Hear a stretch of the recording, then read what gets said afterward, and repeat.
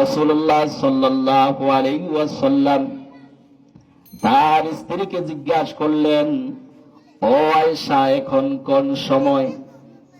হযরত আয়েশা সিদ্দিকা রাদিয়াল্লাহু তাআলা আনহা বললেন, ইয়া রাসূলুল্লাহ, ইয়া হাবিবাল্লাহ, ইশার নামাজের সময় হয়ে গেছে। সাহাবীরা অনেকক্ষণ পর্যন্ত আপনার জন্য অপেক্ষা করলেন, কিন্তু আপনার হুঁশ এলো না। আমার আব্বাজান হযরতে আবু বকর সিদ্দিক রাদিয়াল্লাহু তাআলা আনহুর ইমামতিতে সকল সাহাবীরা নামাজে দাঁড়িয়ে গেলেন। রাসূলুল্লাহ সাল্লাল্লাহু আলাইহি ওয়াসাল্লাম বললেন, ও আমার প্রাণের স্ত্রী আয়েশা, আমার মাথাটা একটু মসজিদে নববীর দিকে উত্তোলন করে ধরো, আমি একটু নামাজের দৃশ্যটা দেখি। ও আয়েশা, আমার মাথাটা একটু মসজিদে নববীর দিকে উত্তোলন করে ধরো, আমি একটু নামাজের দৃশ্যটা দেখি। হযরতে আয়েশা সিদ্দিকা রাদিয়াল্লাহু তাআলা আনহা রাসূলুল্লাহ সাল্লাল্লাহু আলাইহি ওয়াসাল্লামের মাথাটা উত্তোলন করে ধরলেন। রাসূলুল্লাহ সাল্লাল্লাহু আলাইহি ওয়াসাল্লাম নামাজের দৃশ্য দেখে আবার শুয়ে পড়লেন।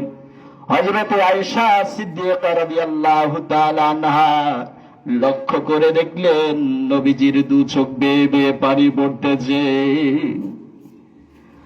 হযরতে আয়েশা সিদ্দিকা রাদিয়াল্লাহু তাআলা আনহা রাসূলুল্লাহ সাল্লাল্লাহু আলাইহি ওয়াসাল্লামকে প্রশ্ন করলেন, ইয়া রাসূলুল্লাহ, ইয়া হাবিবাল্লাহ,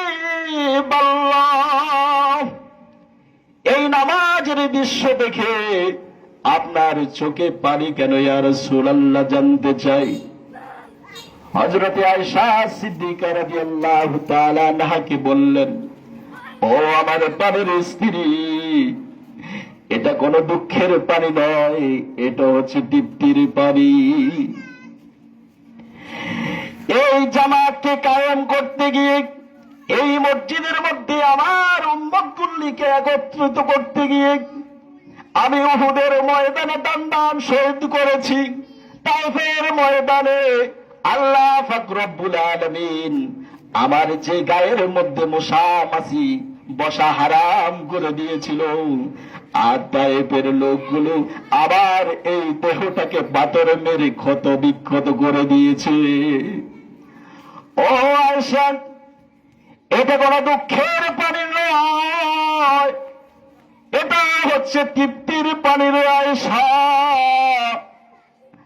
আমি যখন এই দুনিয়ার মুখ থেকে চলে যাব, আমি ভবিষ্যতে দেখতেছি, আমি যদি চলে যাই, আমার উম্মতেরা কিয়ামত পর্যন্ত এইভাবে জামাতের সহিত নামাজ আদায় করবে। সুবহানাল্লাহ। আমি যদি দুনিয়ার মুখ থেকে চলে যাই, আমার কিছু উম্মত থাকবে, কিয়ামত পর্যন্ত আমার উম্মতেরা জামাতের সহিত নামাজ আদায় করবে। ও আয়েশা,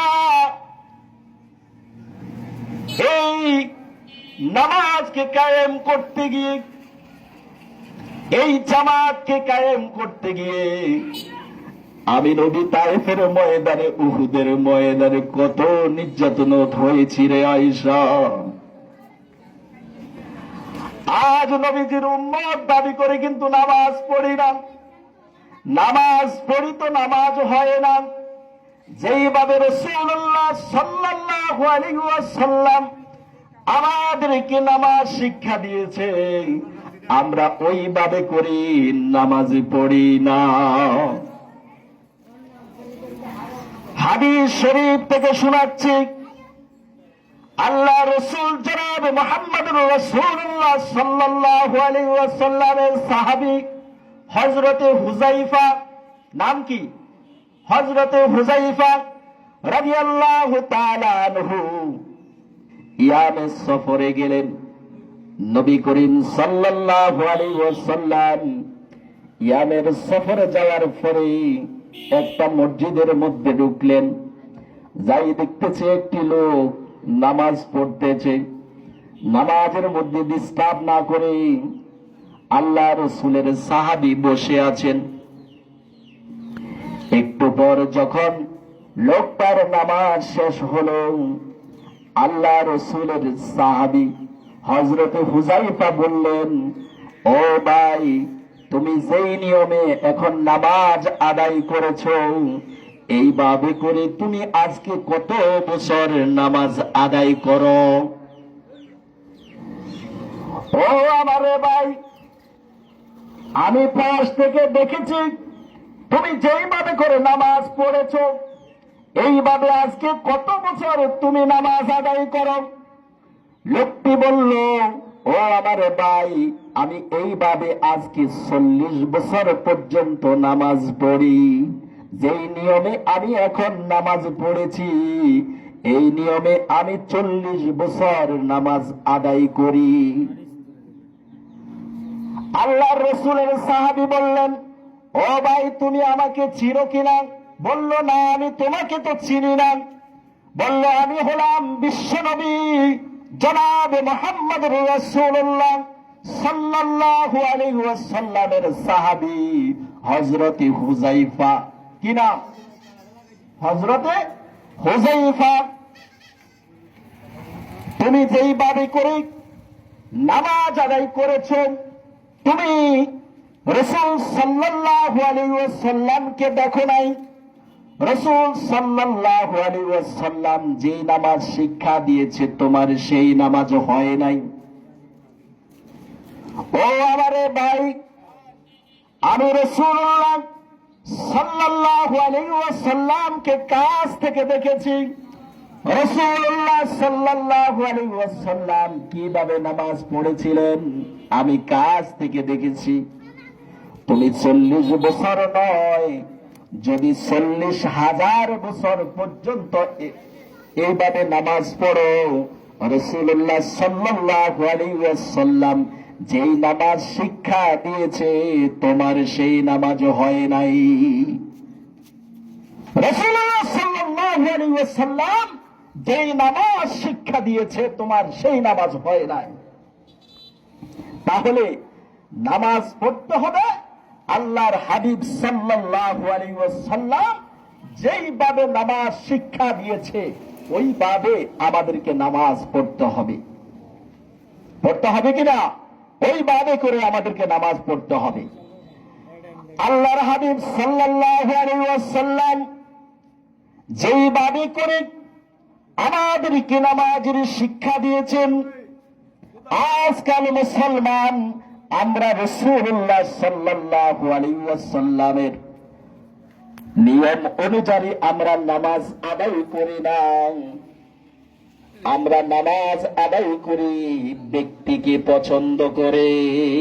আমরা ব্যক্তিকে পছন্দ করে নামাজ আদায় করি। আজকে নামাজ ঢুকে গেছে, আজ নামাজ ঢুকে গেছে ব্যক্তির ভিতরে। আমরা আজকাল ব্যক্তিকে পছন্দ করি। কোরআনে কি বলেছে, হাদিসের মধ্যে কি বলেছে, আমরা এগুলো নিয়ে চিন্তা করি না। আমরা চিন্তা করি আমার বাবা কি বলেছে, আমার দাদা কি বলেছে, আমার পীর সাহেব কি বলেছে, আমাকে আমার পীর সাহেব কোন পথ দেখিয়েছে, আমরা এগুলো চিন্তা করি। কিন্তু রাসূলুল্লাহ সাল্লাল্লাহু আলাইহি ওয়াসাল্লাম কি বলেছে আমরা আজকে এটা দেখি না।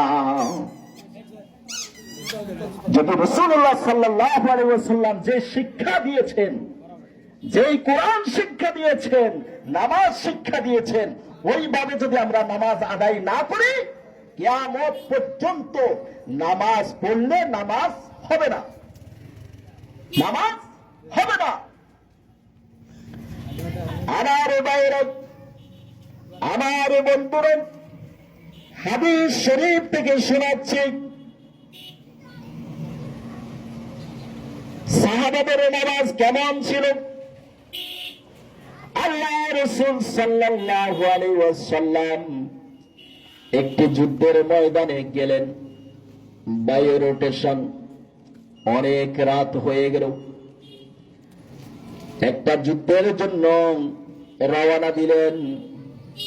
রওনা দেওয়ার পরে অনেক রাত হয়ে গেল।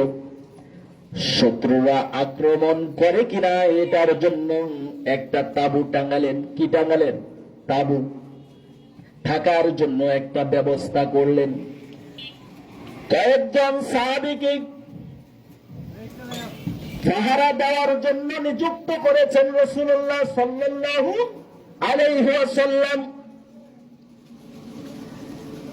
দুইজনের পাহারা পড়ল রাত 12টার পর। কয়টার পর? রাত 12টার পর দুইজনের পাহারা পড়লেন।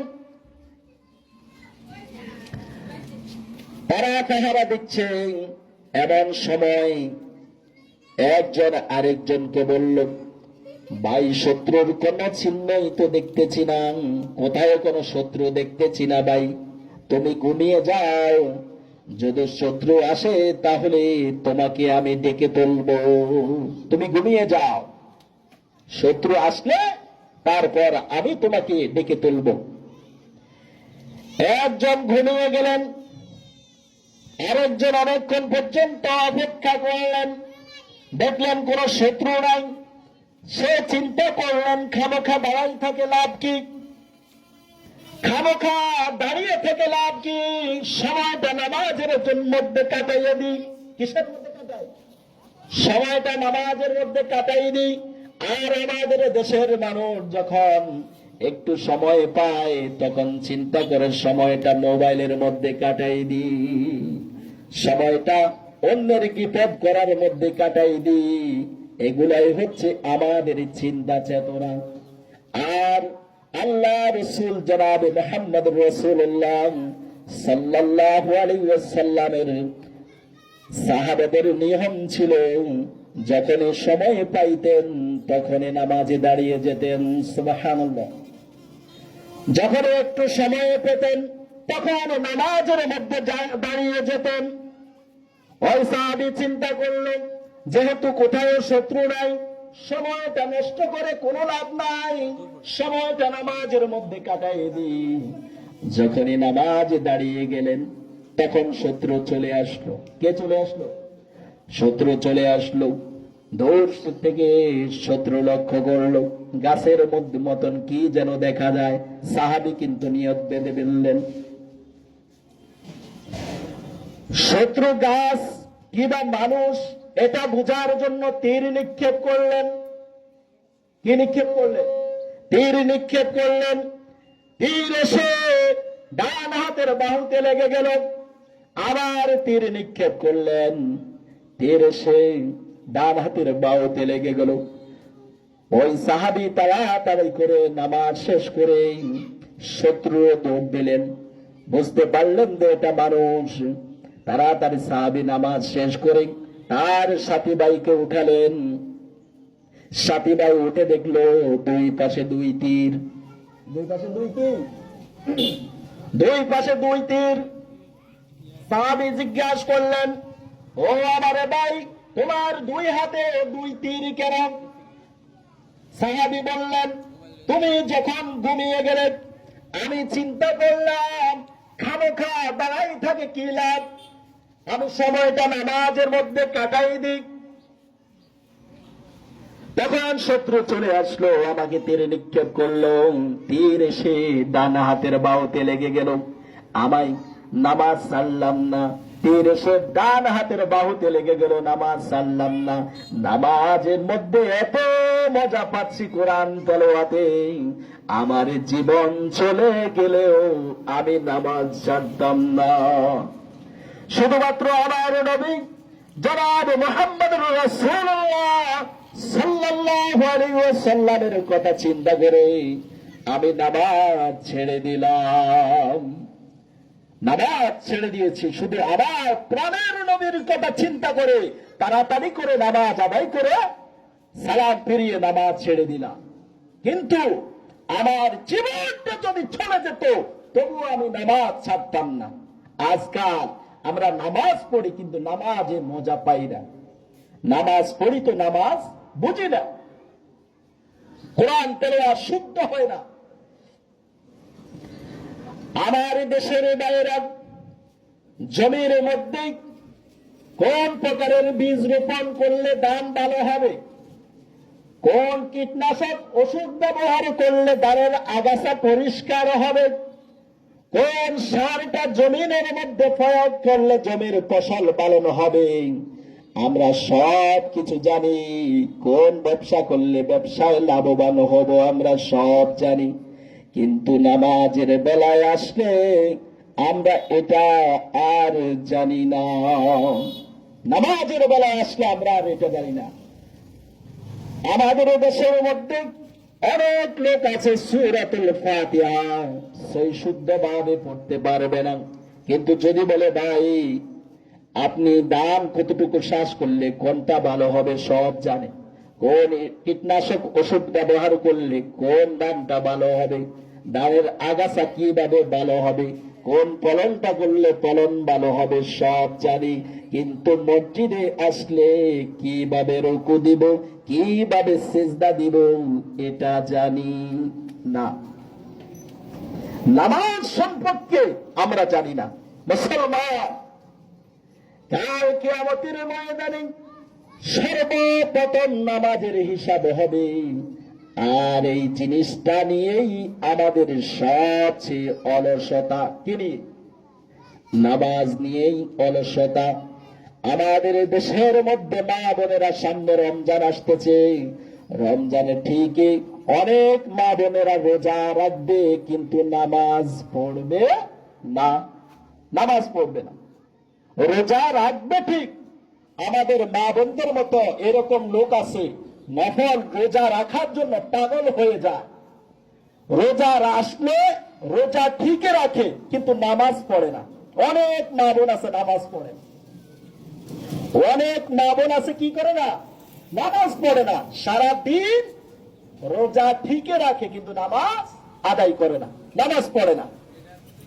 নামাজ, দৈনিক নামাজ হলো 17 ফরজ, রোজা হচ্ছে 1 ফরজ। এটাও রাখতে হবে, এটারও ফজিলত অনেক বেশি, তাই কিন্তু নামাজ ছেড়ে দেওয়া যাবে না। সামনে যে মাহে রমজান আসতেছে, অনেক মা বোনেরা দেখবেন রোজা রাখবে না। কি রাখবে না? রোজা রাখবে না। কেন রাখবে না? কারণ হচ্ছে তাদের শরীর নষ্ট হয়ে যাবে। কি নষ্ট হয়ে যাবে? শরীর নষ্ট হয়ে যাবে, চেহারা নষ্ট হয়ে যাবে, তাই তারা রোজা রাখবে না। শরীর কমে যাবে। অনেক মারা আছে তাদের স্ত্রী, তাদের মেয়েদেরকে রোজা রাখতে দেয় না। এই মেয়ে, তুমি যদি রোজা রাখো তোমার চেহারা নষ্ট হয়ে যাবে, পরে তোমাকে বিয়ে শাদী দেওয়া যাবে না। তোমাকে কি দেওয়া যাবে না? বিয়ে শাদী দেওয়া যাবে না, রোজা রাখা যাবে না। তুমি রোজা রাখলে তোমার চেহারা নষ্ট হয়ে যাবে, তুমি রোজা রাখতে পারবে না। রোজা রাখা তোমার জন্য এখনো হয় নাই মা, আগে তোমাকে বিয়ে দিই, তারপরে জামাইয়ের বাড়িতে গিয়ে তুমি রোজা রাখিও। কারণ তোমার কত সুন্দর, এই যে সুন্দর চেহারা, এটা তোমার নষ্ট হয়ে যাবে। দরকার প্রয়োজনে রমজান মাসে আমরা 3-4 বেলা যে খাবো না, তুমি সবগুলা খাও, চেহারা ভালো বানাও, তাহলে বরের পক্ষ তোমাকে পছন্দ করবে। বরের পক্ষ তোমাকে কি করবে? পছন্দ করবে। তোমার রোজা রাখার এখনো সময় হয় না, রোজা রাখা যাবে না। আবার অনেক ভাই আছে রমজান মাসে রোজা রাখে না, আছে না নাই? বুড়া হয়ে গেছে এখনো রোজা রাখে না, কিন্তু তারা মানুষের কাছে যায়, সিগারেট খায় না। দেখবেন টয়লেট থেকে ঠিকই সিগারেটের গন্ধ আসে, ধোঁয়া আসে। একদিন এক লোক টয়লেটের পাশ দিয়ে হেঁটে যাচ্ছে, মনে করছে রমজান মাস, সকালবেলা ব্যায়াম করার জন্য টয়লেটের পাশ দিয়ে হেঁটে যাচ্ছে। দেখতেছে টয়লেটের মধ্যে অনেক সময় কিছু কিছু ফাঁক থাকে, ছোট ছোট ইটের ফাঁক রাখে না, টয়লেট গুলোর মধ্যে ফাঁক রাখে। দেখছে যে টয়লেটের ভিতর থেকে আগুন বাইর হইতেছে, ধোঁয়া। তখন চিন্তা করলো, কি রে, টয়লেটে আবার আগুন ধরলো কিভাবে, টয়লেটের ভিতরে আগুন ধরলো কিভাবে? পরক্ষণে সে টয়লেটের দরজা টানতেছে, দেখছে যে টয়লেটের দরজা খুলে না। তখন একটু পরে দেখলেন ওই রহিম মিয়া, করিম মিয়া নামে এক লোক বাইর হয়েছে, দেখছে যে টয়লেট থেকে বাইর হয়েছে, বিড়ি খায়। রমজান মাসে আমার ভাইরা আল্লাহকে ভয় করে না, মানুষকে ভয় করে টয়লেটে গিয়ে বিড়ি খায়। আছে না নাই? আছে। অনেক ভাই আল্লাহকে ভয় করে না, মানুষকে ভয় করে। ভয় করে টয়লেটে গিয়ে যায় বিড়ি খায়, খায় কিনা? আর আমাদের দেশে কিছু কিছু দোকানদার মহিলারা পর্দা করে না ঠিক, কিন্তু রমজান আসলে দোকানকে ঠিকই পর্দা করায়, ঠিক না? দোকানকে পর্দা করায়, এটার ভিতরে কিছু পর্দাশীল পুরুষদেরকে নাস্তা করায়। এগুলাও জাহান্নামে। যারা পর্দার ভিতরে ঢুকে খায়, উভয় পক্ষে আল্লাহর আইন, আল্লাহর বিধানকে অমান্য করলে কোথায় যাবে? জাহান্নামে যাবে। এগুলা কোথায় যাবে? জাহান্নামে যাবে। এই যে আমাদের দেশের মধ্যে অনেক ভাই আছে, আচ্ছা রমজানে আপনি কত টাকা ইনকাম করবেন? এটা কি হালাল না হারাম? হালাল না হারাম? হারাম টাকা। দোকানের মধ্যে পর্দা লাগাই রাখে, দোকানের মধ্যে কি করে? মহিলারা পর্দা পড়ে না ঠিক, রমজান আসলে দোকানের মধ্যে ঠিকই পর্দা করা, দোকানের মধ্যে পর্দা, কাপড় পরিধান করা। আল্লাহ পাক রব্বুল আলামিন আমাদের সকলকে ইসলামের বিধিবিধান মেনে, আল্লাহর কোরআনের আইন মেনে সামনে মাহে রমজানের পবিত্রতা রক্ষা করার জন্য আল্লাহ পাক রব্বুল আলামিন আমাদের সকলকে সেই তৌফিক দান করুন। সকলে বলি আমিন।